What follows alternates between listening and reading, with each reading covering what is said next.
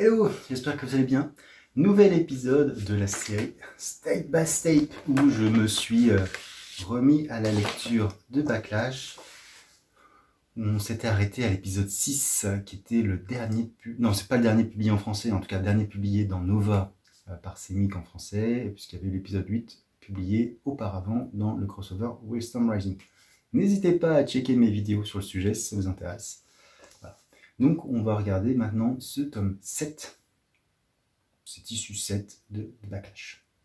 Alors, de quoi nous parle ce tome? Donc, on s'était quitté au tome 6 avec finalement la résolution du premier arc où Backlash avait réussi à vaincre le démonite qui avait envoûté sa copine.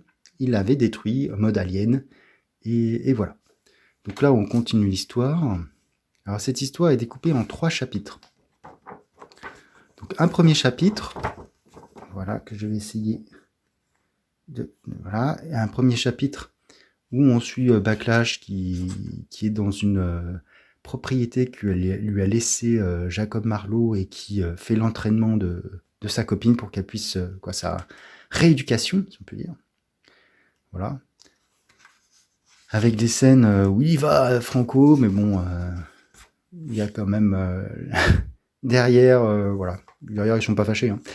Voilà, il va même jusqu'à lui proposer de se marier. Donc, mais à ce moment-là, elle lui demande quand même si c'est rien passé avec Tabou parce qu'elle a vu son regard. Et donc, elle se pose des questions qu'elle lui demande. Et lui il ajoute ne va pas par là. Et elle dit j'ai besoin de savoir. Elle lui dit bah je pourrais te mentir, mais oui, il s'est passé quelque chose. J'ai foiré, désolé. Super. Donc bon, et bah, qu'est-ce qu'elle fait elle elle était en arrêt côté Stormwatch, donc elle réactive son système pour voilà. Et donc c'est la rupture. Et comme par hasard à ce moment-là, ah oui, parce qu'évidemment, c'était la synchronicité, c'est que quand il la quitte, le téléphone sonne et c'est Tabou qui téléphone. Donc forcément, là aussi, ça joue aussi dans sa décision. Donc, deuxième partie, donc dessinée par Brett Booth. Premier dessinateur, je vais essayer de le retrouver. Donc là, on suit Tabou, qui a des très grandes jambes. C'est impressionnant.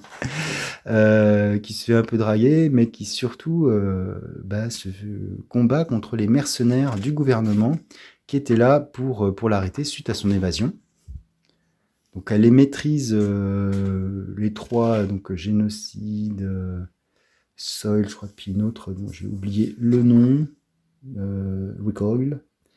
Voilà, donc elle les maîtrise assez facilement.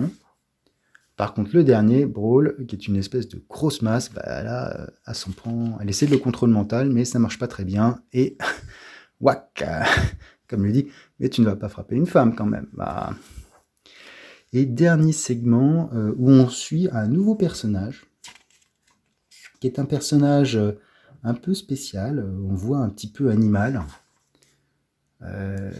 Qui va sur la tombe de son père adoptif et on découvre qu'en fait c'est effectivement un être mi-humain, mi-animal qui avait été mis dans une réserve pour devenir un guerrier et qui finalement n'avait pas rempli les objectifs et qui avait été sauvé par un aborigène. Voilà. Et donc là, il est sur sa tombe pour lui rendre un hommage à cet homme qui l'a sauvé et qui l'a formé pour se défendre. Voilà, et ça se termine comme ça, avec des fils qu'on voit ici à la fin, qui annoncent l'épisode 8. Donc, les crédits, après on avait quelques pin-up. Les crédits, je ne sais pas où ils sont. Ah, voilà. Donc, Melvin Ruby pour la première partie, Brett Booth et Dan Norton pour la dernière partie. Alors, ce qui est assez plaisant, c'est qu'effectivement, on a une page de... Alors, ça, c'est quelque chose de spécifique au floppy aux États-Unis. On a le courrier des lecteurs où on a un certain nombre de choses qu'on peut apprendre, pas apprendre. Voilà. C'est toujours assez intéressant de voir ces parties-là. Ça donne toujours des informations. Voilà. Donc la petite pub pour True Lies, des petites pubs à l'intérieur aussi.